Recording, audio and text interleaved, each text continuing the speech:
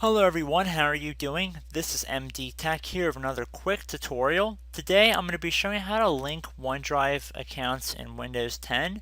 So if you do not already know, OneDrive is cloud storage for files that you may have on your computer and you want to have them backed up on the cloud. So by default, OneDrive actually starts up when your computer starts up, so as to sync all of your files to the latest version, which I guess makes sense if you think about it. So in the event that you want to enable this feature, I will be walking through those steps today. So in order to link your OneDrive account to Windows 10, what you want to do is left click on the little OneDrive icon down the system tray. So if it doesn't show up by default right under here, left click on this little up arrow, which will show hidden icons, and there should be a little icon of a cloud. If OneDrive is not signed in, it'll appear as a grayed out cloud.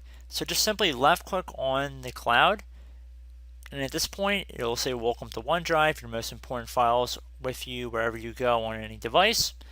So left click on get started. So at this point you would either sign into your Microsoft account or create one in order to link up with your OneDrive account. So pretty straightforward, just follow along with the on-screen instructions at this point and you should be able to get OneDrive linked up. You'll be prompted to enter a phone or I believe even an email to help verify your identity, in which you have to put in a verification code. So then just follow along, click the next key, and it will set up OneDrive and it will explain to you exactly where it's located on your computer. So I hope this brief tutorial helped you guys out, and I will catch you in the next video. Goodbye.